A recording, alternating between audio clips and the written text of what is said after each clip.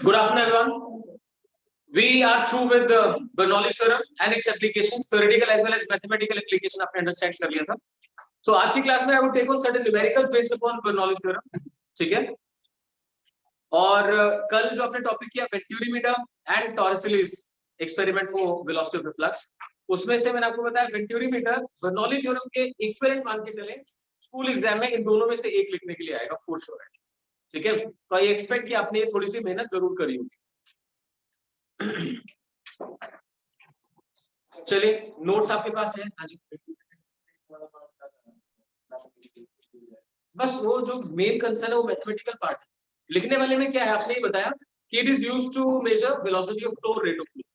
उसके बाद आपने उसको डिस्क्राइब कर दिया कि it is a horizontal pipe of variable area of cross section, बस, और जिसके साथ एक मैनोमीटर अटैच. यही था मेन लिखने वाला. उसके बाद तो आपने डिस्क्राइब किया कि let us consider two sections, वो मैथमेटिकल का ही part. Two sections A and B, where area of cross section is A1, A2, velocity V1, V2 वगैरह, राइट. अब आपको एक क्लैरिटी होनी चाहिए कि देखते ही पता चले कि जहां पे एरिया ऑफ क्रॉस सेक्शन कम हो गया वहां पे वेलोसिटी कंपैरेटिवली ज्यादा है, और जहां वेलोसिटी हेड ज्यादा हो गया वहां प्रेशर हेड कम हो गया. कम उल्टा होगा ना. तो जहां वेलोसिटी हेड ज्यादा है वहां प्रेशर हेड कम हो जाएगा. ठीक है. सक्षम, कैन आई एक्सपेक्ट कि ये चीज आपको याद होगी कि velocity head and pressure head कुछ होता है.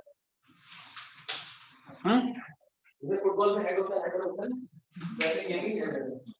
तो velocity head and pressure head मान के चलिए इससे रिलेटेड कुछ ना कुछ तो एग्जाम में जरूर है.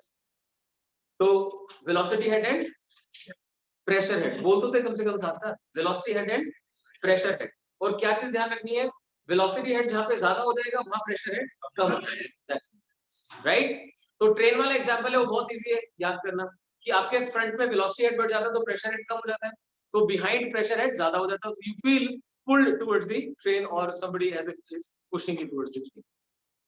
ठीक है. तो जो आपके पास असाइनमेंट है, जो मैंने आपको थ्योरेटिकल प्रिंटेड नोट्स प्रोवाइड किए हुए हैं, वो निकाल लीजिए जरा. उसमें से कुछ क्वेश्चंस करवाता हूं उसमें से. Page number 23, right.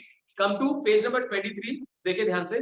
मैं फिर कह रहा हूं जो बच्चे इतने सारे ऑनलाइन क्लास करते हैं, आप कभी यहाँ आ जाइए बीच में, एक दिन दो दिन अपने डाउट्स लेके आ जाओ, लेकिन पहले बता के आना कि sir can I come tomorrow with my doubts, so that after this class you can take your doubts.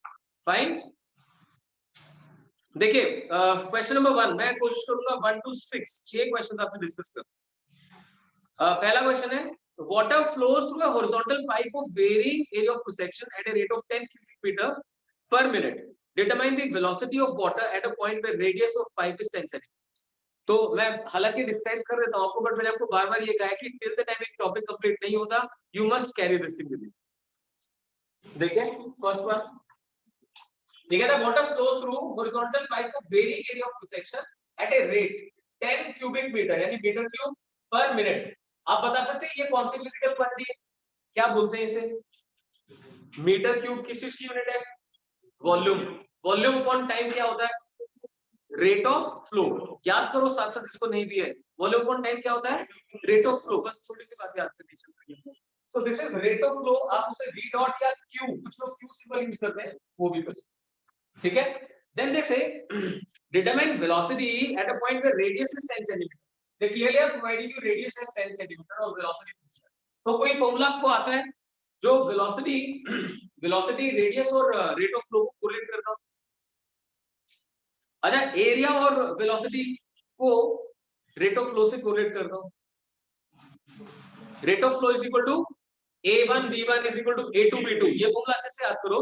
मतलब आप जैसे इक्वेशन ऑफ कॉन्टिन्यूटी आपने लर्न किया होगा, a1 b1 is equal to a2 b2, वहां पे साथ साथ ये भी लर्न कर लो कि जो a1 b1 a2 b2 लिखा है ये है क्या, this is volume per unit time, that is rate of flow. Got it. चलिए fine. So rate of flow ही a1 b1 होता है. तो this is equal to a कैसे निकलेगा, pi r square into v. तो मैं न्यूमेरिकल पार्ट छोड़ता जाऊंगा. जिनके पास तो ये शीट है वो चाहे इसी में लिख लो फॉर्मूलास, और जिनको नोटबुक में करना है वो नोटबुक में लिखते जाओ. This is page number 23. Notebook में जरूर मेंशन करते जाओ. Page number 23 of assignment, first question. और साथ साथ याद करो rate of flow is AV, area of cross section into velocity. So pi r square into v. यहाँ ध्यान रखना रेडियस सेंटीमीटर में गिवन है और आप इसे मीटर में कन्वर्ट करना चाहेंगे तो सेंटीमीटर को 100 से डिवाइड करेंगे. That gives you 1/10 metre. अब यहाँ पे ध्यान से देखना, it's given in metre cube per minute, so metre cube is fine, पर हम टाइम को सेकंड से मेजर करते हैं ना, सो एक मिनट में इतना तो सेकंड में कंपैरेटिवली कम होगा, so you gonna divide it by 60, तो this thing has to be written as 10 by 60 metre cube per second, so 1/6। तो यहां तक मैं आपकी पूरी हेल्प कर दूंगा, सिर्फ आप लास्ट चीज बचेगी सॉल्व करने वाली, वो आप खुद से करना ताकि टाइम थोड़ा सेव हो जाए। सो वॉल्यूम में आपने देखा पर मिनट था, तो मैंने पर सेकंड में कन्वर्ट कर दिया, रेडियस मैंने मीटर में कन्वर्ट किया, तो ऐसा ही हो गया कंप्लीट। अब निकालना क्या है, v, तो simply v becomes equal to rate of flow upon pi r square। So symbol के पॉइंट से मैंने बताया v डॉट लिखना पड़ेगा या फिर q, और q लिख सकते, ठीक है। ये ना फर्स्ट क्वेश्चन, तो इसके साथ एक फॉर्मूला अच्छे से क्लियर हुआ, इक्वेशन ऑफ क्वांटिटी के बारे में डिस्कशन हो गया, rate of flow. Second question, it says water flows through a horizontal pipe whose internal diameter is 2 cm, diameter is given to be 2 cm and it flows at a speed of 1 meter per second। अब ये कहता है what should be the diameter of nozzle if the water is to emerge at a speed of 4 meter per second। एक pipe है, उस pipe के आगे एक नोजल लगा दी गई है, राइट, पाइप के आगे नोजल लगा दी गई है, यहाँ पे जो वेलोसिटी ऑफ फ्लो है वो कितना है 1 मीटर पर सेकेंड, यहाँ से कितना चाहता है 4 मीटर पर सेकेंड, और ये वाला जो डायमीटर गिवन है ये डायमीटर है 2 सेंटीमीटर, तो पूछ रहा है इसका डायमीटर कितना होना चाहिए, तो इसे मैं काम करता हूँ कैपिटल डी लिख देता हूँ, ये वाला स्मॉल डी कितना होना चाहिए, तो बताइए जरा क्या फॉर्मूला यूज करोगे फिर से, a1 v1 is equal to a2 v2, बिल्कुल सही है। सो ध्यान दे a1 v1, a1 कितना है यहाँ पे पाई r स्क्वायर करना पड़ेगा into 2 must be equal to यहाँ पे pi into d square by 4, यहाँ पे बाय 4, अच्छा सॉरी ये तो 2 सेंटीमीटर है ना, एक सेकंड, 2 सेंटीमीटर डाया है तो pi into 2 square by 4, pi r square होता है ना, that is pi d square by 4 into velocity of flow 1, so pi d square by 4 into v1 is equal to pi d square by 4 into v2, that's it. इसे solve करना है, यहां से ये cancel out हो गया, पाई से pi cancel out हो गया, तो 4 से 4 cancel, d is equal to 1 out, so 1 कितना मीटर या सेंटीमीटर है, यहाँ पे एक चीज ध्यान रखनी पड़ेगी, ये सेंटीमीटर होगा, तो आपका answer centimetre, clear, so d comes out to be 1 centimetre. सो जैसे ही अब यहां से क्या सीखो, जैसे ही आपको फ्लोइंग लिक्विड का क्वेश्चन देखने को मिलता है, अगर तो विस्कोसिटी के बारे में बात कर रहा है तब तो हो सकता है F = minus eta A D by dx use करना पड़े, नहीं तो मोस्ट ऑफ द टाइम्स आप a1 v1 is equal to a2 v2 या फिर बर्नौलीज थ्योरम, इन दोनों में से कोई एक अप्लाई, ठीक है। देखते हैं, मतलब बर्नौलीज थ्योरम का मतलब सिर्फ ये नहीं कि पूरी इक्वेशन, उसमें 3 हेड पड़े थे, आप प्रॉब्ली नेक्स्ट क्वेश्चन उसी को एड्रेस करता है, देखते हैं। At what speed will the velocity head of a stream of water be 40 centimeter? आप याद कीजिए जितने भी हेड्स थे उनका डायमेंशनल फॉर्मूला कौन सा होता है, हेड्स जो कंसीडर किए थे, velocity head, gravitational head, pressure head, बता सकते हैं उनका डायमेंशनल फॉर्मूला क्या होता है, एल, लेंथ, कोई भी हेड बेसिकली हाइट को रिप्रेजेंट करता है, ठीक है। अगर आपको ध्यान हो ग्रेविटेशनल हेड तो होता ही एच है, सो उससे याद रख सकते हैं आसानी से, ठीक है, कोई भी हेड किस चीज के डायमेंशन रखता है, लेंथ, ठीक है। सो वेलोसिटी गिवन है और हेड 40 सेंटीमीटर गिवन है, तो वेलोसिटी के टर्म्स में हेड क्या लिखते हैं, d स्क्वायर बाय 2g, बिल्कुल this should be equal to 40 centimetre. अब बात ही आती है अगर आप इसे ऐसा ही फॉर्म में सॉल्व करना चाहते हैं तो 40/100 लिखो, देखो ध्यान से, बहुत ही आसान है, जैसे ही बोला गया वेलोसिटी हेड तो दिमाग में फॉर्मूला आया v square by 2g, now that should be equal to 40 centimetre given है तो I need to convert into metre, that's it, ठीक है। तो अब मैं यहाँ पे एक चीज बोलूंगा सभी को, ना सिर्फ उन स्टूडेंट्स को जहाँ बैठे हुए हैं, जो क्वेश्चन आपको आता हो और आपने पहले ना किया, एटलीस्ट वो क्वेश्चन जब मैं यहाँ सॉल्व करने लगूं तो आप मेरी वेट ना करें, मेरे अकॉर्डिंग ना चले, आप उसे पूरा सॉल्व किया। नॉर्मली मैं क्या देखता हूँ, जैसे सामने बैठे उन्हीं को ऑब्जर्व कर सकता हूँ यहाँ पर, तो जिसमें कैपेबिलिटी भी है क्वेश्चन सॉल्व करने की, वो भी बैठ के वेट करता है कि सर जितना लिखेंगे हम उतना ही लिखेंगे, कम आउट ऑफ दिस, राइट। आप मान के चलिए कि अगर एक क्लास 50 स्टूडेंट्स की है तो उसमें से 15 to 20 की कैपेबिलिटी होती है न्यूमेरिकल सॉल्विंग की, उसके अलावा जो 30 हमने बचा लिए वो 30 वो होते हैं जो अभी ये समझ नहीं पा रहे हैं कि उनको सॉल्व क्यों करना है, वो कह रहे हैं यार क्या करें क्यों करें, तो धीरे धीरे will come out of that. क्यों Satya? Will surely come out of that. आप मेरी बात नहीं सुन रहे थे? सुन रहे हो ना? तो हम उन 30 में आते हैं कि 20 में आते हैं? अब बता, सुन रहा था कि नहीं सुन रहा था? कहाँ मुंगेरी लाल के हंसी में देख रहा भाई? तो v square upon 2g equal, पता है आप लोगों को एक सीरियल आता था हमारे टाइम में, मुंगेरी लाल के हंसी में, तो भाई की ना आंख फटकने लगती है और पता नहीं कहाँ चला जाता है। तो कृपया करके ऐसा ना करें। आंखें, दिमाग, कान सब एक साथ कोऑर्डिनेटेड होना। सो इस क्वेश्चन में आपको वेलोसिटी डील करना था v स्क्वायर अपॉन 2g का। Next question is very good question, try and give a solution for this. It says at what speed will the velocity of a stream of water be equal to 20 centimeter of mercury column? तो जिनके पास notes नहीं है देखें, at what speed v कितना होगा, will the velocity of stream of water be equal to 20 centimeter of, यहाँ velocity है direction 20 centimeter of mercury, g के वैल्यू 10 कंसीडर कर सकते हैं। अब प्रीवियस क्वेश्चन और इसमें बहुत बड़ा डिफरेंस क्या है, पिछले क्वेश्चन में फ्लो भी वाटर कर रहा था और वेलोसिटी हेड भी वाटर का कंसीडर कर रहा था, तो सीधा उठा के क्या किया v स्क्वायर बाय 2g। इसमें मतलब जो 40 सेंटीमीटर हाइट दे रखी थी वो वाटर की। इस क्वेश्चन में फ्लो तो वाटर कर रहा है, लेकिन जो हाइट डिफाइन करी है, जो हेड डिफाइन किया है, वो किसके टर्म्स में कर दिया? मर्करी। भाई वाटर अलग, मर्करी अलग। अब कोई कोई हेल्प करे ये समझाने में कि क्या हम मर्करी की हाइट से वाटर की हाइट निकाल सकते हैं किसी फॉर्मूले से? बताओ, सोचो जरा। मैनोमीटर के क्वेश्चंस किए थे आपने, रो जी एच। आप क्या समझते हैं, एक हाइट ऑफ मर्करी कॉलम जितना प्रेशर एक्सर्ट कर रहा है, उतना ही प्रेशर कितनी हाइट ऑफ वाटर एक्सर्ट कर। जब हम इक्विवेलेंट हाइट फाइंड करने की बात करते हैं ना, तो वहां पे एक ही फंडा चलता है कि प्रेशर को इक्वेट करो। सर फाइन, बता जरा एच हाइट से कितना प्रेशर एक्सर्ट होता है, क्या फॉर्मूला होता है? H rho g. क्या होता है? H rho g, right. तो h rho g, h1 rho 1 g is equal to h2 rho 2 g। I talked about manometer क्योंकि इसके क्वेश्चंस में आपने किया था कि एक तरफ ऑयल एक तरफ वाटर है, सो h1 rho 1 g is equal to h2 rho 2 g। कर सकते हैं? सो लिखिए इस क्वेश्चन के लिए।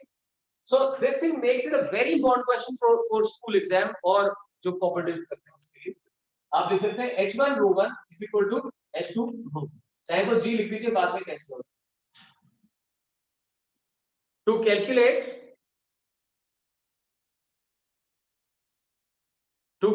velocity head in terms of water, to calculate velocity head in terms of water, so h1 rho 1 is equal to h2 rho 2, हम h2 निकालना चाहते हैं, that is h1 rho 1 by rho 2। So mercury की height कितनी है? 20 centimetre. अच्छा, mercury की density कितनी होती है? 30.6, वाटर की 1 ccs, that's it। so h2 इतने सेंटीमीटर आ गया, ठीक है ना? तो it's quite logical to understand, जिस लिक्विड का फ्लो है, जिसके वेलोसिटी हेड की बात कर रहे हैं, अगर उसी की हाइट गिवन है तब तो ठीक है, v स्क्वायर अपॉन 2g सीधा उठा के उसके ऊपर रख दिया। लेकिन अगर हाइट किसी दूसरे लिक्विड की टर्म्स में डिफाइन करी है तो आपको पहले उसमें कन्वर्ट करना। ये लॉजिक है जो मेरा समझाना बनता है, right. So h1 rho 1 is equal to h2 rho 2, वहां से h2 निकाल लिया। अब आपने simply v square by 2g is equal to h2, बस। तो v square by 2g is equal to 20 into 13.6। Take care कि आप इसे सीजीएस में लिखते हो, ऐसा भी लिखना चाहे तो 100 से डिवाइड करो, ठीक है ना? तो ये यहां तक के सॉल्यूशंस आप समझ के लिखते जाओ, कोशिश करो सारा टेपा नहीं लगाओ, है ना? टेपा करना किसे कहते हैं? कॉपी करना। तो आप समझो और समझ के लिखो। फाइन, फिफ्थ क्वेश्चन देखिए जरा, fifth question. It says calculate the total energy possessed by 1 kilogram of water at a point where the pressure is 20 gram force per millimeter square, velocity is 0.1 meter per second and height is 50 centimeter above the ground। तो इसने क्या provide किया आपको? ये suppose करें ground level है, यहाँ से हाइट कितनी बोली बताएंगे जरा, कितनी हाइट पे? 50 सेंटीमीटर। 50 सेंटीमीटर हाइट पे एक लिक्विड फ्लो कर रहा है और उसकी जो फ्लोइंग लिक्विड है उसकी वेलोसिटी कितनी है? 0.1 मीटर पर सेकेंड, और वहां पर प्रेशर कितना है? 20 ग्राम फोर्स पर मिलीमीटर स्क्वायर। तो ये तीन चीजें बता रखी हैं, और टोटल एनर्जी कैलकुलेट करने के लिए कहा गया वो 1 किलोग्राम मास 1। तो आप में से कोई सजेस्ट करेगा? आइडियल फ्लूइड की आपने 3 तरह की एनर्जी सीखी थी, कौन कौन सी होती है? Kinetic energy that is half M we square, and then potential gravitational potential energy mgh, and then pressure energy. Pressure energy is pressure into volume करके हम लोग सॉल्व करते हैं। तो देखिए यहाँ पे क्या करना पड़ेगा, मैं फिर से सजेस्ट कर देता हूँ, आप खुद से कर लें। देखिए ये भी एनसीईआरटी का ही क्वेश्चन मोस्ट प्रॉब्लम। तो देखिए ध्यान से, इस हाइट पे होने की वजह से mgh, m कितना 1 किलोग्राम, g को आप 9.8 कंसीडर करेंगे जब तक कि 10 गिवन ना हो। सो m1 g 9.8 और हाइट कितनी 50 सेंटीमीटर, डिवाइड बाय 100 करेंगे तो मीटर में कन्वर्ट हो जाएगा। सर जी कौन सी एनर्जी बोली मैंने, कौन सी बोली फटाफट? Gravitational potential. कौन सी? Gravitational potential. Try to be a little more connected with me, right? So जब मैं बोल रहा हूँ, कुछ बोल रहा हूँ यहाँ पे, तो सोचो कि मुझसे पूछ सकते हैं, I should be on toes, right? So कौन सी एनर्जी थी? Gravitational potential energy. अब अगर काइनेटिक निकालने तो क्या फॉर्मूला यूज होगा? Half M we square, right? मुझे किसी से पूछने की जरूरत नहीं पड़ेगी अगर आप सभी बोलते रहेंगे, right? Half M we square, तो एम की वैल्यू फिर से 1 आ गई, वी की हाफ एम वी स्क्वायर भी आ गया, mgh भी आ गया। प्रेशर एनर्जी की फॉर्म में क्या करें देखना ध्यान से, क्या यूनिट्स दे रखी है देखें। प्रेशर नॉर्मली क्या होता है? Force upon area. Force gram force में गिवन है, कोई बताएगा ग्राम फोर्स को डाइन में कन्वर्ट करना तो कितने से मल्टीप्लाई? 1 किलोग्राम फोर्स में कितने न्यूटन होते हैं? एनीवन? 9.8, आप 10 बोल सकते हैं, बिल्कुल सही, शाबाश, good bunches. So 1 kilogram force is 9.8 Newton और 10 न्यूटन जी के इक्वल होता है। ऐसे ही कन्वर्ट करने की कोशिश करो, 1 ग्राम फोर्स कितने डाइन के इक्वल होता है? कोई ये बता सकता है एक्सेलरेशन ड्यू टू ग्रेविटी की वैल्यू सीजीएस सिस्टम में कितनी होगी? ऐसा सिस्टम में 9.8 होती है, सीजीएस में कितनी होती है? 980 इनटू जो भी सिस्टम बनेगा अल्टीमेटली डाइन। समझे ध्यान से, एसआई में एक्सेलरेशन टू ग्रेविटी 9.8 होता है और सीजीएस में 980, वो यूनिट्स कन्वर्ट करोगे उससे आता है, बस इतना ही। सो 980 गॉट दैट। तो यहाँ पे आप एसआई में कन्वर्ट करना चाहते हो तो डाइन में आ गया, और बता सकते हो 1 डाइन से 1 न्यूटन में लेके जाना हो तो कितने से मल्टीप्लाई करें? हाँ, 1 न्यूटन में 10⁵ डाइन होते हैं, तो 1 डाइन में 10⁻5 हो जाएंगे। सो आप इसे 10⁻5 से मल्टीप्लाई कर देंगे। तो जैसे प्रेशर की बात चल रही है ना, तो 20 × 980, ये तो बन गया डाइन, और डाइन से अब 10⁻⁵ तो क्या बन गया ये? न्यूटन पर मिलीमीटर स्क्वायर, उसे मीटर स्क्वायर में कन्वर्ट करो। 1 मीटर में कितने मिलीमीटर होते हैं? 1000। तो 1 मिलीमीटर में 10⁻³ हो गए, उसका स्क्वायर करोगे तो कितना हो गया? -10⁻⁻। अब ये आंसर आपका पास्कल में आ गया, newton per metre, right? This comes out to the pressure in newton per metre square. अब आप समझिए 1 किलोग्राम वाटर के लिए सॉल्व करें। 1 किलोग्राम वाटर का वॉल्यूम कितना? बोलो बोलो शाबाश। 1 किलोग्राम वाटर का वॉल्यूम कितना हो? मास पता है और वॉल्यूम निकालना है, तो डेंसिटी से mass is equal to volume multiplied by density. Mass जो होता है वो वॉल्यूम मल्टीप्लाइड बाय डेंसिटी होता है। आपको क्या चाहिए? वॉल्यूम चाहिए, तो वॉल्यूम क्या होगा? Mass upon density, right? So volume will be equal to mass upon density. Mass 1 kilogram है और वाटर की डेंसिटी 10⁻³ होती है, समझते हैं? 10⁻³ होती है, तो इतने मीटर क्यूब वॉल्यूम है। तो P into V कर देंगे, यहाँ पे सॉल्व कर देंगे। Obviously, so this was a good question जो ये डिस्क्राइब करता है कि liquid is flowing at certain height पे फ्लो करने की वजह से उसके पास कौन सी एनर्जी है? Gravitational potential energy. कौन सी एनर्जी है? Gravitational potential energy. देखो मैं एक चीज आपको बार बार कहता हूँ, आप क्लास में रहते हुए बिल्कुल भी डिस्कनेक्ट मत, आप जैसे ही थोड़ा सा इधर उधर होते हो तो परेशानी आती है। चलिए ये बन गया mgh के अकॉर्डिंग। दूसरा स्पीड है, स्पीड वाली एनर्जी कौन सी होती है? मोशन की वजह से काइनेटिक एनर्जी क्या फॉर्मूला यूज होता है? Half M we square. और प्रेशर की वजह से प्रेशर इनटू वॉल्यूम का। ठीक है। 6th क्वेश्चन पे वेरी इंपॉर्टेंट लिखना, it is a very very important question, NCERT का है और एग्जाम में यूजुअली आता है। ठीक है, देखिए, a fully loaded Boeing aircraft 747 has a mass of 3.3 10⁵ kilogram. ये एरोप्लेन की बात कर रहा है, तो मैं कोशिश करता हूँ थोड़ा बहुत करने की। ठीक है, एरोप्लेन है, इस एरोप्लेन का मास जो है वो 3.3 × 10⁵ किलोग्राम है। इट्स टोटल विंग एरिया, इसकी बात कर रहा हूँ, इज 500 मीटर स्क्वायर। ठीक है, it is in level flight, level flight मतलब horizontally flight with a speed of 960 बात है 960 किलोमीटर पर आवर। अब कहता है estimate the pressure difference between the upper lower and upper surfaces of wing। Wing के lower और upper surface के बीच में कितना प्रेशर डिफरेंस होगा। याद करो मैंने आपको डायनामिक लिफ्ट समझाया, एरोप्लेन जब फ्लाई करता है तो उसको ऊपर उठने का जो के लिए जो फोर्स रिक्वायर्ड है वो कैसे मिलती है। हाँ, ऊपर वेलोसिटी हेड ज्यादा हो जाता है तो नीचे प्रेशर हेड ज्यादा हो जाता है, इससे प्रेशर ऊपर की तरफ। क्लियर, नीचे वाला प्रेशर माइनस ऊपर वाला pressure is pressure difference. This is what they have, देखो they are saying estimate the pressure difference between lower and upper surface. मुझे प्रेशर डिफरेंस फाइंड, वो प्रेशर डिफरेंस क्या करता है, वेट को बैलेंस करता है।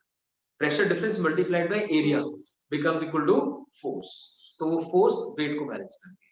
तो लिखिए जरा, this is question number 6, again this is NCERT question, तो जो कह रहा हूं वो लिखते जाओ। लिखिए कॉन्सेप्ट, कॉन्सेप्ट लिखें, upward force due to pressure difference, upward force due to pressure difference balances weight, balances weight। अब देखो ये कोई ऐसी चीज नहीं जो आपको क्रैम करनी पड़े, जैसे स्टेटमेंट पढ़ोगे अच्छा ये तो यार प्लेन वाला क्वेश्चन है, प्लेन ऐसे फ्लाई कर रहा है, ऐसे फ्लाई कर रहा है तो मतलब ना तो अपवर्ड फोर्स है ना ही डाउनवर्ड फोर्स है, तो नेट फोर्स कितनी होनी चाहिए, 0। तो डाउनवर्ड तो सबको पता है कि वेट एक्ट कर रहा है, तो ऊपर की तरफ क्या लग रहा है, प्रेशर डिफरेंस की फोर्स लग रही है, तो प्रेशर डिफरेंस की फोर्स mg को बैलेंस करेगी। ठीक है, तो लिखते हैं जरा यहाँ पे, भाई pressure difference multiplied by area should be equal to mg। ठीक है, क्लियर, वंशज क्लियर हो आपको। प्लेन के विंग्स के ऊपर नीचे से पड़ने वाला प्रेशर माइनस ऊपर से पड़ने वाला pressure is pressure difference, that multiplied by area of wing gives you a force, that force is balancing the weight of this। kindly take it, okay okay करता हूं। ठीक है, अब यहाँ पे क्या करना है आपको, डेल्टा पी फाइंड आउट करना है, delta P becomes equal to mg by a। Mass given है जी, आप 9.8 कंसीडर कर लेंगे, इसमें 9.81 गिवन है exactly, and that is to be divided by the area, area is also mentioned to be 500 meter square, है ना। फटाफट सॉल्व करो, सॉल्व करके बताओ मुझे कितना आ रहा है, तब तक अटेंडेंस लेता हूं, करो जल्दी करो। Everyone is gonna solve it, कोई भी खाली नहीं बैठेगा।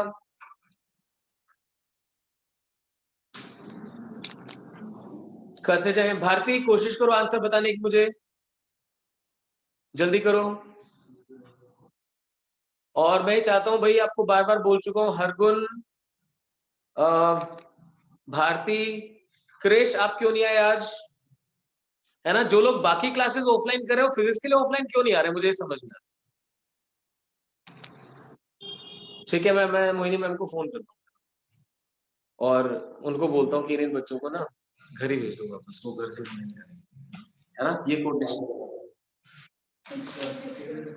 6.4, okay, as per Vrinda it comes out to 6.468 Newton per metre square, ऐसा ही आगे। फाइन, अभी देखो जो सेकंड पार्ट है वो काफी इंपॉर्टेंट है। प्रीति आपने किया सॉल्व, हाँ आपकी तो कैलकुलेशन तो अच्छी है, क्या करो ना। सो mg by a सॉल्व करके 64668 आ रहा है प्रॉब्लम, और किसी ने सॉल्व किया बैठे हुए, राइट। सो इसके बेसिस पे ये आपसे पूछता है, estimate the fractional increase in speed of air on the upper surface of the wing relative to lower surface। बड़े अजीब सा है ना, समझो ध्यान से इस बात का मतलब क्या है। estimate fractional increase in the speed of air on the upper surface of wing relative to lower surface। Suppose करें विंग के ऊपर वेलोसिटी ऑफ फ्लो v1 है और नीचे V2 है। फ्रैक्शनल इंक्रीज कैसे निकलेगा, ये आपको सॉल्व करने के लिए कह रहा है V1 माइनस V2 अपॉन, ध्यान दें, V एवरेज। ये चीज हमें सॉल्व करनी है। पहले तो लिख लीजिए टू सॉल्व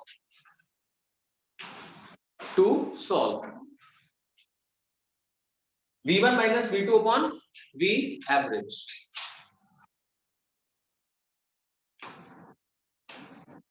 चलो अब हमारे पास ऑप्शन क्या बची, बर्नौलीज थ्योरम लगाने की। लिखिए जरा, अप्लाइंग बर्नौलीज थ्योरम।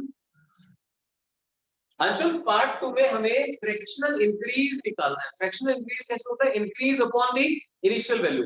तो ओवरऑल जो यहाँ पर एवरेज वैल्यू थी ना वेलोसिटी की, उसको मैंने यूज कर लिया V1 minus V2 upon V average. And the reason behind that is they have neither provided V1 nor provided V2. They have simply said it is in level flight with 960 km per hour. So this will be considered as the average velocity of aeroplane. ठीक है, तो देखें V1 and V2 आ गया आपके पास। अब Bernoulli theorem apply करनी है। जो जिन बच्चों ने कल परसों क्लास ध्यान से नहीं कर रखी उसमें ध्यान से, बर्नौली थ्योरम हम कहाँ अप्लाई करते हैं, जब फ्लोइंग फ्लूइड होता है तो उसके कोई दो सेक्शंस कंसीडर किए जाते हैं। जैसे हट का एक्सप्लेन किया था कि जो कच्चा हाउस होता है उसकी रूफ उड़ जाती है, उसमें उसके जस्ट ऊपर और जस्ट नीचे कंसीडरेशन किया। आप जब प्लेटफॉर्म पे खड़े होते हैं, ट्रेन आपके आगे से पास करके जाती है, तो आपके जस्ट आगे और जस्ट पीछे कंसीडर किया, राइट। उसके बाद वेंटूरीमीटर में देखो, दो एरिया ऑफ सेक्शंस कंसीडर किए थे, बड़े वाला और छोटे वाला। तो ऐसे ही माय डियर यहाँ पे विंग के जस्ट ऊपर और जस्ट नीचे, तो लिखे applying Bernoulli's theorem just above and below the wing. Applying Bernoulli's theorem just above and below the wing. ठीक है, पहले अबव द विंग चलते हैं। दोनों की हाइट हम सेम कंसीडर कर सकते हैं, इसलिए वहां पर जो ग्रेविटेशनल हेड है वो सेम है। ठीक है, चलिए लिखते हैं भाई, इसको होता है pressure, pressure per unit volume, उसे P लिख देते हैं, राइट। इसलिए नहीं अच्छा चलो कोई बात, प्रेशर P लिखते हैं plus kinetic energy half rho V square, ये मेंशन करते हैं। रो क्या होता है, डेंसिटी किस चीज की, जो लिक्विड फ्लो कर रहा है, एयर। क्या हमें कहीं पर एयर की डेंसिटी प्रोवाइड कर रखी है, yes exactly, density of air is given to me 1.2 kilogram per meter cube, so no need to worry, I can use this.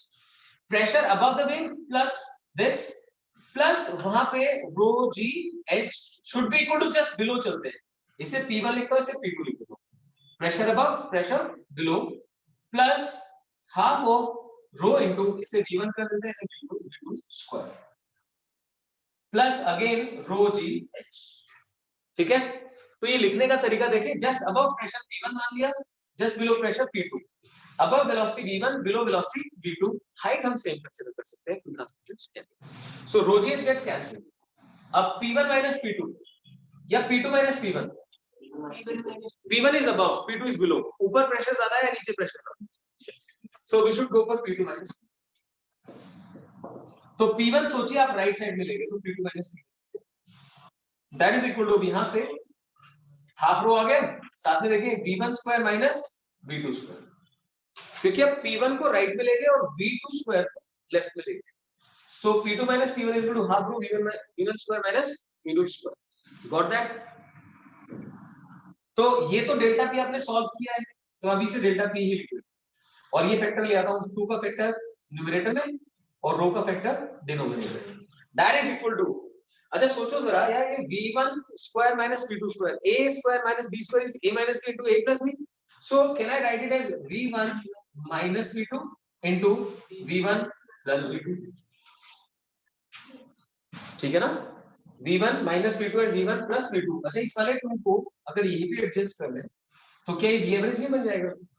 Average velocity कैसे निकालते हो, V1 plus V2 by 2, तो just above just below दोनों का सम किया divide by 2। So next step में V1 minus V2 into V average, V1 minus V2 into V average becomes equal to delta P by rho, delta P by rho। और हमें क्या solve करना है, V1 minus V2 upon V average, तो ठीक है भाई, V1 minus V2 by V average becomes equal to, देखना ध्यान से, डेल्टा पी बाय रो तो ऑलरेडी है, ये वाला वी एवरेज डिनोमिनेटर में आ गया, this v average goes to denominator. अब एक एक्स्ट्रा वी एवरेज डिनोमिनेटर में चाहिए, तो इसका क्या बन गया, square. Fine, so kindly look at the last step carefully. अगर मैं यहाँ पे वी एवरेज ना लिखूं तो ये वाला वी एवरेज इधर नीचे चला गया, इतना तो समझ में आ गया। अब हमें एक एक्स्ट्रा वी एवरेज चाहिए, तो यहाँ पे भी वी एवरेज लिखिए, यहाँ पे भी एक एक्स्ट्रा वी एवरेज। तो क्लियर हो गया? So that is why this question becomes very very important, because it is quite a different way of dealing. Another thing, it is NCERT based question, तो दोनों चीजें इसको बहुत इंपॉर्टेंट। तो once again delta P आपको समझाना चाहिए कि आप प्लेन में फ्लाई कर रहे हो, लेवल फ्लाइट में हो, तो जो उसका वेट है प्लेन का वो किसने बैलेंस कर रखा है? नहीं, mg तो वेट है, बैलेंस किसने किया हुआ है? प्रेशर डिफरेंस की वजह से जो फोर्स लग रही है, ठीक है, वो अपने प्रेशर डिफरेंस फाइंड कर दिया यहाँ से। अब ये चाहता है कि pressure difference upon velocity difference upon P average solve कीजिए। उसके लिए आपने बर्नौली थ्योरम लगाई, बर्नौली थ्योरम लगा के यहाँ पे पहुंचे। अब थोड़ा सा ट्रिकी होता है कि जो थोड़े यहाँ पे इन्वॉल्व करके v1 + v2 by 2 का v एवरेज। अब यहाँ से v1 - v2 दिख रहा है, delta p by rho v average आ गया। आपको सॉल्व क्या करना है? आपको सॉल्व करना है v1 - v2 upon v average. So you divide both sides by v average, that gives you delta p upon rho into v average. ठीक है, अब देखो क्या ये सब चीजें हमें पता है, डेल्टा भी पता है, डेंसिटी 1.2 गिवन है वो पता है, वी एवरेज कितना कंसीडर करो, इससे बता रखा है आपको साफ साफ, कितनी स्पीड है 960 किलोमीटर पर आवर। तो 960 किलोमीटर पर आवर को आप मीटर पर सेकंड में कन्वर्ट कर दो। किलोमीटर पर आवर से मीटर पर सेकंड में कन्वर्ट करने के लिए क्या कन्वर्टिंग फैक्टर होता है? 5/18। बहुत बढ़िया, तो 5/18 से मल्टीप्लाई करा, ठीक है। तो इसके मैं इतने ही क्वेश्चंस करवाता हूं आपको, बाकी जो एनसीईआरटी में है वहां से।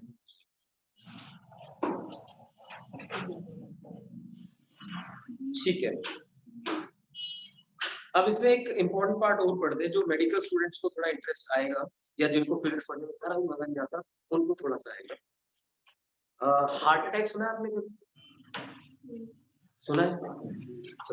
तो मूवी भी है, वो तो हर मूवी में हार्ट अटैक आने की सिचुएशन होती है लोग को देखते हुए। चलो अब सुनिए ध्यान से, हमें ये डिस्क्राइब करना है कि जो ये वस्कुलर फ्लटर बोलते हैं उसे, वस्कुलर फ्लटर होता है या हार्ट अटैक होता है, ये बेसिकली किस तरीके से। तो पहले तो समझिए कि जो लोग बहुत ज्यादा जंक फूड खाते हैं, बहुत ही ज्यादा जंक फूड खाते हैं, सिर्फ कोल्ड ड्रिंक वगैरह पीते रहते हैं और नूडल्स खाते हैं, बर्गर खाते हैं, पिज्जा खाते हैं, उनको बिल्कुल नहीं होता अगर वो एक्सरसाइज करते हैं, अगर वो एक्सरसाइज करते हैं तो, है ना। उसके बाद भी होता है तो फिर कोई तो किस्मत नहीं। तो मैं बिल्कुल भी ऐसे नहीं कहूँगा कि आप जंक फूड मत खाओ, बट थोड़ा सा लिमिटेड। अब आगे बढ़ते हैं। वास्कुलर फ्लटर कैसे आता है? आप में, आपके बॉडी में जो आर्टरीज होती है, आर्टरीज के अंदर गंद जमा होना शुरू हो जाता है। जैसे नाली में गंद जम जाता है ना, तो आपकी आर्टरी में गंद जमा होना शुरू हो जाता है। उसमें सबसे खतरनाक गंद कौन सा है? शुगर। शुगर, कोलेस्ट्रॉल है, कोलेस्ट्रॉल की बजाय ज्यादा हार्ट अटैक शुगर की वजह से आते हैं, राइट। तो समझिए ध्यान से, तो जो आर्टरीज हैं उनके अंदर कोलेस्ट्रॉल यानी फैट, चिकनाई जमा हो गई है, प्लस शुगर जमा हो गई। तो उससे क्या हो गया, वो जो आर्टरी थी वो कॉन्स्ट्रिक्ट होनी शुरू हो गई, यानी उसमें ब्लड को फ्लो करने के लिए कंपैरेटिवली लेस एरिया मिलने लगता है। जैसे ही लेस एरिया बोला तो वेलोसिटी के बारे में क्या बताओगे? A1 V1 is equal to A2 V2। Feel हो रहा है थोड़ा सा कि ना मत करना। तो किसी आर्टरी में क्या होता है, ये सब जमा होने की वजह से एरिया ऑफ क्रॉस सेक्शन हो जाता है कम होने की वजह से वेलोसिटी ऑफ फ्लो हो जाती है ज्यादा। अब देखो सिस्टम, वेलोसिटी तेज हुई, जहां वेलोसिटी ज्यादा होती है वहां पे प्रेशर, बताओ। हाँ, अब भी ज्यादा बोल रही है, छोरी देख के पिटेगी। बात सुनो ध्यान से, अभी हम क्या बात कर रहे थे कि प्रेशर हेड और वेलोसिटी हेड का सम कांस्टेंट होता है। प्रेशर हेड और वेलोसिटी हेड का सम कांस्टेंट होता है। तो भाई जहां पे वेलोसिटी हेड बढ़ेगा वहां प्रेशर हेड कम हो जाएगा। अगली बार तुमने बोला ना, सुने फिर ध्यान से, तो जहां पे वेलोसिटी हेड ज्यादा हो जाता है वहां प्रेशर हेड कम हो जाता है। बहुत बढ़िया। तो आर्टरी के अंदर वेलोसिटी हेड ज्यादा हो गया तो वहां प्रेशर हेड हो गया कम, और उस आर्टरी के बाहर प्रेशर हो गया ज्यादा। तो क्या करेगा, उसको खोलेगा तो और बंद करेगा, और बंद करेगा, सांस आना बंद हो जाएगा। तो मतलब आर्टरी और बंद हो गई। अब हार्ट में चाहे क्या करे, हार्ट का काम क्या है? ब्लड फ्लो मेंटेन करना। वो और जोर लगाता है, और जोर से पंपिंग करता है। जितनी जोर से वो पंपिंग करेगा, जो उसके कंट्रोल से बाहर है, तो उसको बेचारे को अटैक पड़ जाता है। ये होता है हार्ट अटैक बेसिकली। तो हार्ट को जब जरूरत से ज्यादा फंक्शन करना पड़े तो वो कोलैप्स कर जाता है, that is called heart attack. तो अब समझना ध्यान से, आर्टरी में जहां पे कंस्ट्रिक्शन आ गई, एरिया ऑफ प्रोसेक्शन कम हो गया, वहां वेलोसिटी बढ़ गई, वेलोसिटी हेड बढ़ गया तो प्रेशर हेड डिक्रीज हो गया। तो अंदर प्रेशर कम, बाहर प्रेशर ज्यादा, तो उसकी वजह से ये और ज्यादा कंस्ट्रिक्ट होती है, and your heart works or pumps even more or even faster to get some blood flow through that artery. तो ऐसा करने पर वेलोसिटी और बढ़ती है, हार्ट जितनी पंपिंग ज्यादा करेगा तो ब्लड और तेज भागने की कोशिश करेगा, तो वेलोसिटी और ज्यादा हो गई, वेलोसिटी हेड और ज्यादा हो गया तो प्रेशर हेड और भी कम हो गया, वो मर गया। मतलब हुआ ये कि अब हार्ट कोशिश कर रहा है वेलोसिटी को बढ़ाने की, जितना वो बढ़ाने की कोशिश करेगा उतना अंदर प्रेशर कम होता जाएगा और बाहर का प्रेशर उसको ऐसे ऐसे जैसे होता है ना, पंपिंग कर करके कोलैप्स करता है। This is what happens. Clear हुआ? तो देखो इसमें ऐसी चीजों में मजा ज्यादा आता है। अब पेज नंबर 23 पे सारा एक्सप्लेन है, how does Bernoulli theorem help in explaining heart attack, तो आप ये पढ़ लें, एग्जाम में आ भी सकता है। ठीक है, नेक्स्ट टॉपिक स्टार्ट करते हैं, that is cohesive and adhesive force. Next topic जो पढ़ने जा रहे हैं वो आपको ऑलरेडी भी आता है, सरफेस टेंशन। सुना है कभी? Surface tension, right? तो थोड़ा सा बता सकते हो सरफेस टेंशन के बारे में? लिक्विड के सरफेस के ऊपर जो मेम्ब्रेन टाइप बिहेवियर आ जाता है, स्ट्रेच मेम्ब्रेन टाइप, उसे हम क्या बोलते हैं? Surface tension. लेकिन वो क्यों आता है, वहां तक पहुंचने के लिए कुछ चीजें समझेंगे। Have you heard about cohesive and adhesive forces? Yes. Cohesive forces होती है एक ही given material के molecules के बीच की forces। एक जैसे वाटर है, वाटर के जो मॉलिक्यूल्स है उनके बीच की फोर्स को आप कोहेसिव फोर्स बोलेंगे, या फिर मरकरी के मॉलिक्यूल्स के बीच की फोर्स को आप कोहेसिव फोर्स बोलेंगे। सॉलिड्स के अंदर ये फोर्सेस मैक्सिमम होती है, ठीक है? अब एडहेसिव क्या होती है? जैसे अगर आप प्रॉपर इस वर्ड का मीनिंग समझो, मार्केट से आप जो ग्लू लेके आते हो that is an adhesive, Fevicol is an adhesive, tape is a double tape, basically क्या बन गई? एडहेसिव बन गई। सो एडहेसिव का काम क्या होता है? सक्षम बताएगा हमें। सक्षम, एडहेसिव का काम क्या होता है? What job does an adhesive do, man? ओ भाई छोड़ दे, कौन से स्कूल में पढ़ता है? बचपन से DPS से किया ना? So DPS people should feel proud of you. Come on, tell us, what does an adhesive do? We are going live, right? अब इसे Facebook पे भी डाल दिया जाएगा, सक्षम कुछ बताने वाला है। हाँ सक्षम, मैं जरा Facebook पे डाल दूंगा। Yes, now we are ready. Come on सक्षम, DPS का स्टूडेंट सक्षम हमें बताने जा रहा है कि एडहेसिव का काम क्या होता है।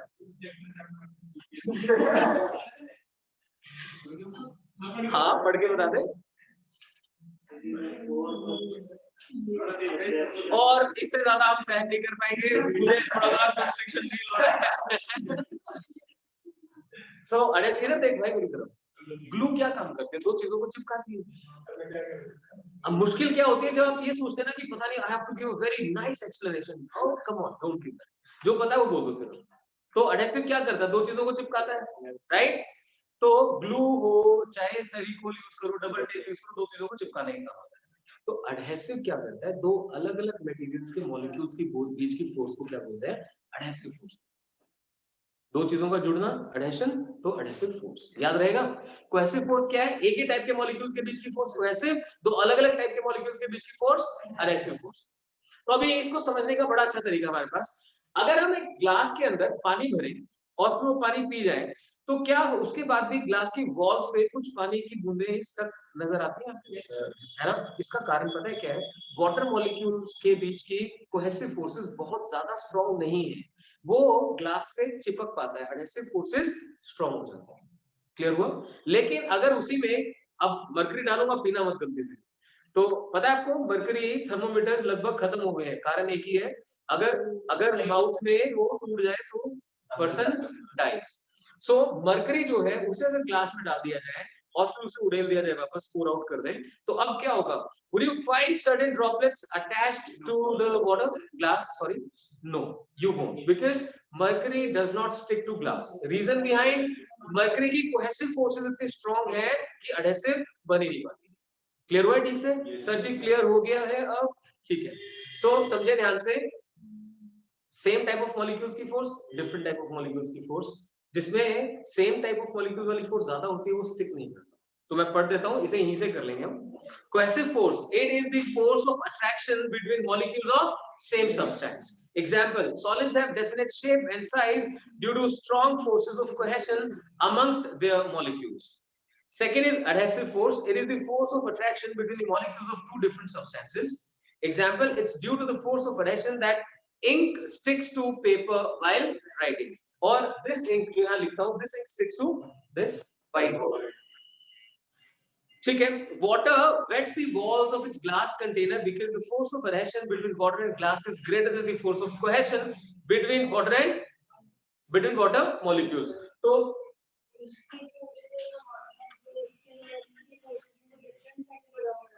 सबकी अलग अलग होती है। जैसे यहाँ पे क्या कहना चाहते हैं, इंक इससे क्यों चिपक पाई? क्योंकि इनके बीच की एडहेसिव फोर्स काफी स्ट्रांग है। सोचो, बस एग्जांपल पूरे सुन लो। सोचो कि आप एक पेन यूज करो जिसमें मरकरी भरा और आप मरकरी से लिखने की कोशिश करो, तो क्या वो स्टिक करेगा? क्या चीज? हाँ, मतलब इतना ही एडहेसिव। अब क्या होगा, जो ये मटेरियल आपने पिक किया, you can ask questions, that's good. आप इसे पिक करके लेके आए और ऐसे किया, तो आप में से कोई ट्राई करो आंसर करने की, ये इरेज क्यों हो गया? अब इस क्लोथ और इंक के बीच की adhesive force comparatively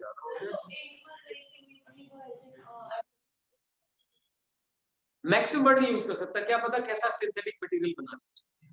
it totally depends upon the kind of material you use. But ठीक है, नॉर्मल रूटीन में मैं बिल्कुल बोलूंगा कि आप जो क्लोथ यूज करते हैं, कॉटन क्लोथ यूज करते हैं, उसके और इंक के बीच की फोर्स को हम ऑलमोस्ट इंक के पॉइंट से मैक्सिमम, ठीक है। बट आप सोचो एक बात हो, जब आप उसे धो देते हैं, वॉश कर देते हैं, तो वहां से इंक भी निकल भी जाती है ना, ठीक है। तो इसीलिए आप सिर्फ उसका एक ओवरऑल आइडिया लेके रखो कि कोहेसिव एडहेसिव कैसे काम करता है। We need not to go for maximization और मिनिमाइजेशन ऑफ इट। आपने यहाँ लिखा एडहेसिव फोर्स की वजह से चिपक, आपने क्लोथ उठा के उसको रब कर दिया, इरेज कर दिया, तो एक ही एडहेसिव फोर्स की वजह से वहां से चिपक गया। ठीक है, क्लियर है? चलिए ठीक है। अब आप में से कोई मुझे यही चीज बोल के बता सकता है दोबारा? Water wets the glass surface because its cohesive force is lesser than the adhesive force. बस इतना सा बोल के बताना है। Anybody in the class? हाँ, बोल। Friction है। Water molecules does not stick to the glass surface because its cohesive force is comparatively. अब मैं तुम्हें एक ज्ञान छोटा सा देता हूँ। कहीं तुम मेडिकल या इंजीनियरिंग में कोशिश करोगे एडमिशन लेने की, जाने की, है ना? तो वहां जाते ही छा जाओगे और आने वाला आगे तो अंग्रेजी नहीं आती। समझ आ रही है मेरी बात? सो अभी तुम्हारे पास 2-1.5 साल पड़ा हुआ है। So if you start working good on this English only, तो भी आपको हेल्प आउट हो जाएगा। आ रही समझ बात? It's just a communication skill. अंग्रेजी मीडियम स्कूल में पढ़े हो तुम? चलो सुनो सभी ध्यान से, एंड उसका मैं तरीका बता रहा हूँ आपको। When you do this study, do not convert in Hindi, straight away go for English. वो धीरे धीरे आने लगेगा, ठीक है। चलो वापस चलते हैं। ग्लास वाला हो गया, उसके बिल्कुल नीचे ही एग्जांपल गिवन है मरकरी का। मैं पढ़ देता हूं एक बार। On the country, mercury does not wet glass because the force of cohesion between mercury molecules is much greater than the force of adhesion. तो पहले तुझे सोचना चाहिए कि वो बोलने की वजह से तेरा लॉजिक खराब हो गया। आपको पता था कि वाटर स्टिक करता है, फिर भी आप क्या बोल रहे थे? Water does not stick, right? तो कोशिश करो 2-3 बार करने की, ताकि ठीक से बता। चलिए ठीक है, ये आपको यहीं से करना है। कॉपी में लिखेंगे आप force of cohesion, force of adhesion, उसके examples, right? Then we have to talk about molecular range, sphere of influence and surface tension. Molecular range क्या है? वो रेंज, वो डिस्टेंस जहां तक एक मॉलिक्यूल दूसरे अपने जैसे मॉलिक्यूल्स के ऊपर फोर्स लगा सकता। ये एक मॉलिक्यूल बना दिया, ध्यान देना, एक मॉलिक्यूल बना दिया। यहाँ बीच में कंपास रख के ऐसे करके मैंने एक सर्कल बना और फिर ऐसे ऐसे मॉलिक्यूल्स बनाए, देख पा रहे हो? तो ये इन सब मॉलिक्यूल्स पे फोर्स लगा पाएगा ना? तो ये क्या बन गया इसका? Sphere of influence. That's it. तो समझे? Molecular range, it is the maximum distance up to which a molecule can exert some appreciable force of attraction on other molecules. Maximum distance up to which a molecule can exert appreciable force. मतलब count करने लायक, appreciable force of attraction on the other molecule. ना ना, it is not about gravitation. जैसे उसमें होता है ना वो फील्ड हाँ बिल्कुल कह सकते हो, क्योंकि मॉलिक्यूल्स के बीच में कौन सी फील्ड क्रिएट होती है, इलेक्ट्रिक। आपने डाइपोल डाइपोल इंटरेक्शन पढ़ा सबने, वाटर मॉलिक्यूल डाइपोल होता है, डाइपोल पॉजिटिव और नेगेटिव चार्ज होता है उसमें, नहीं पोलर होता है वाटर, हाँ हाईली पोलर होता है। वाटर इज पोलर, जिसमें पॉजिटिव और नेगेटिव अलग होते हैं, H वाली साइड पॉजिटिव होती है, O वाली साइड नेगेटिव होती है, ये डाइपोल बन जाता है। तो अब सोचो ना, पॉजिटिव नेगेटिव चार्ज की बात करें तो कैसी फील्ड बनेगी, इलेक्ट्रिक फील्ड बनेगी। सो मॉलिक्यूल्स फ्रिक्शन को याद करो, आपको क्या बताया था मॉडर्न व्यू के अंदर कि एक सरफेस के मॉलिक्यूल्स दूसरे सरफेस के मॉलिक्यूल के ऊपर कैसे फोर्स लगाते हैं, electromagnetic force. So that's it. So coming back to, आप जब यहाँ पे कंसीडर करते हो तो ये basically talking about electromagnetic forces, that's it. तो अब ये वो मैक्सिमम डिस्टेंस जहां तक फोर्स एक्सपीरियंस हो सकती है उसको बोलते हैं मॉलिक्यूलर रेंज, और उससे जो स्फीयर बनाया जा सकता है उसे बोल सकते हैं स्फीयर ऑफ इन्फ्लुएंस। तो मैं रीड कर देता हूं, पहले आपको ये क्लियर होना चाहिए कि ये जो फोर्स है वो लगभग कितने डिस्टेंस पे वर्क करती है, 10 power minus 9, 10 power minus 9 meter cube, ठीक है। तो देख लें, it is of the order of 10 power minus 9 meter in solids and liquids. Sphere of influence, a sphere drawn around molecule as center and with radius equal to molecular range, ठीक है, to the molecular range लिखना चाहिए यहाँ पे, ठीक करना, with a radius equal to the molecular range, ये लिखना चाहिए। तो फिर यहाँ पे बना के दिखाया मैंने आपको, मॉलिक्यूल के सेंटर पे सेंटर कंसीडर करना है और वहां से रेडियस कंसीडर करनी है इक्वल टू मॉलिक्यूलर रेंज, और उससे जो आप स्फीयर बनाएंगे उसे कहा जाएगा स्फीयर ऑफ इन्फ्लुएंस। सो फिर देखो हिंदी में समझ आ गया। अब जैसे इंग्लिश में कन्वर्ट करेंगे तो सेम कंफर्ट होना चाहिए, that we are considering center at the center of a molecule and then drawing a sphere having radius equal to the molecular range, that's it. Then what is surface film? Surface film क्या है, जो molecular range होती है ना उस thickness की बिल्कुल surface के ऊपर, लिक्विड के सरफेस के ऊपर एक लेयर कंसीडर करें, that is called surface film. देखें, a thin film of liquid near its surface having thickness equal to the molecular range to the liquid is called surface। तो ये सारी डेफिनेशंस आपको अच्छे से कल याद होनी चाहिए, आपकी नोटबुक में लिखी हुई होनी चाहिए, कोहेसिव एडहेसिव वगैरह, ठीक है। चलिए फाइन, इसके बाद हम स्टार्ट करते हैं सरफेस टेंशन। अब आप नोटबुक में लिखिएगा सरफेस टेंशन, अभी है 5 लिखो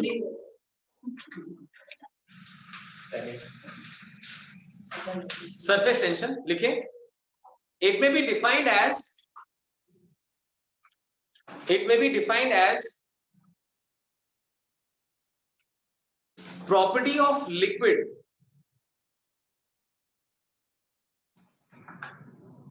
by virtue of which may be defined as property of liquid by virtue of which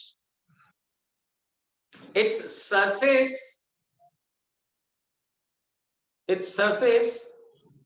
appears as stretched membrane,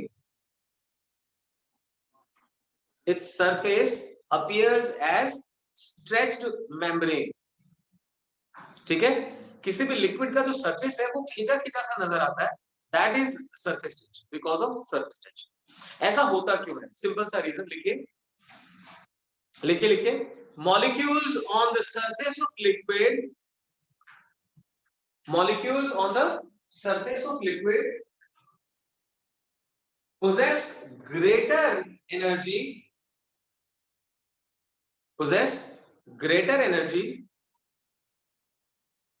as compared to the molecules inside liquid.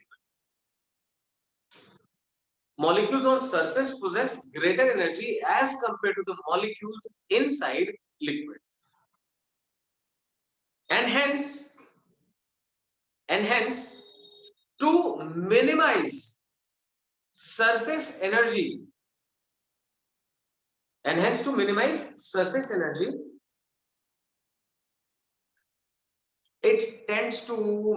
the surface area. To minimize surface energy, it tends to minimize surface area and appears stretched.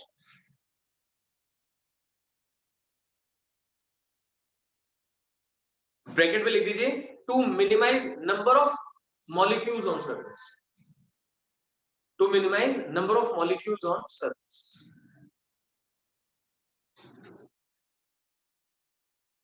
ठीक है, अब इसे बिल्कुल साफ सीधे शब्दों में समझो। लिक्विड सरफेस पे जो मॉलिक्यूल्स हैं उनकी एनर्जी ज्यादा है बजाय कि उन मॉलिक्यूल्स के जो अंदर है। तो जिनके पास एनर्जी ज्यादा है वो सरफेस की एनर्जी को बढ़ा रहे हैं। आप एक बात बताओ, आप सारा दिन खड़े रह सकते हो आराम से, या बैठ के ज्यादा खुश हो, या आपको एक फ्री रूम दे दिया जाए कि आप सारा दिन लेटे? तो अगर एनर्जी वाइज बोला जाए तो जब लेट जाएंगे तो आप मोस्ट कंफर्टेबल स्टेट में आ जाएंगे, राइट? 12-12 घंटे सोता होगा कोई तो तुम में से रात को, कोई तो सो लेता होगा 10-12 घंटे, 10 घंटे 10 आज तो सोने वाले हैं। हाँ बिल्कुल, बहुत बढ़िया। तो आप लेटने पर क्योंकि पोटेंशियल एनर्जी मिनिमाइज हो जाती है, इसीलिए सबसे ज्यादा कंफर्टेबल स्टेट में आ जाते हैं। ऐसे ही हर लिक्विड या सॉलिड के लिए भी जब एनर्जी मिनिमाइज होगी तो वो स्टेबिलिटी की तरफ जाता है। तो लिक्विड का सरफेस भी अपनी एनर्जी को क्या करना चाहता है? मिनिमाइज। क्या बात आपको समझ आई? Liquid surface wants to minimize its energy. अब वो एनर्जी किन की वजह से है? मॉलिक्यूल्स। सो इफ मॉलिक्यूल्स भी मिनिमाइज तो एनर्जी अपने आप मिनिमाइज हो जाएगी। मॉलिक्यूल्स कम करने का मतलब क्या है? सरफेस का एरिया कम करना। सो दैट इज, तो एरिया कम करने के लिए वो कैसा कम करने की कोशिश कर रहे हैं, तो कैसा नजर आता है? स्ट्रेच्ड नजर आता है। So that is this property is called surface tension. कल इसको थोड़ा और एक्सप्लोर करेंगे। ठीक है, थैंक यू वेरी मच। आपका होमवर्क सुन लीजिए एक बार ठीक तरीके से। जो 10, 20, 30, 40 क्वेश्चंस आप कर रहे हैं वो क्वेश्चंस अपने भेजते रहें। I'll see to it. I'll try to have a class tomorrow क्योंकि आपके एग्जाम्स आ रहे हैं, तो we'll have a class tomorrow. हाँ सेम है, 1:30 रख लेंगे, ठीक है? हाँ कंपटीशन क्लास 10 बजे रहेगी, ठीक है? 10 बजे कंपटीशन क्लास रहेगी और 1:30 पे सीबीएसई क्लास रहेगी, दोनों क्लास। जल्दी कर लूं तो उसमें मेरे पास ऑप्शन ये आती है कि 10 to 11:30 मेरी क्लास है कंपटीशन की, तो 11:45 पे मैं क्लास कर सकता हूँ। अब बात यहाँ पे क्या होती है, जब भी कोशिश की हमेशा ये आता है 4 बच्चों के हाथ खड़े हो जाएंगे, सर हम नहीं कर सकते क्योंकि हमारी कोई और क्लास है। तो इसमें मैं एक ऑप्शन ट्राई करूंगा कि 11:45 पे क्लास कर लूं, 11:45 से 12:45 फिर 1:15 तक की क्लास, ठीक है? और दूसरी क्लास मैं कर लूं 1:30 बजे। समझ रहे हो? जो 4 o'clock वाली क्लास है, अगर वो बच्चे मान गए शिफ्ट करने के लिए 11:45, तो मैं ये पैटर्न रखूंगा कि 10 to 11:30, 11:45 to 1:15, फिर 1:30 to 2:30 टाइम, मतलब इस तरह से। हाँ बता, ठीक है? Otherwise you class at 1:30। और कल के लिए भाई 10, 15, 20 क्वेश्चन जो आप कर रहे हैं करके आए और अपने डाउट्स लेके आए। अब होमवर्क के लिए लिखिए फटाफट, लिखिए जल्दी से।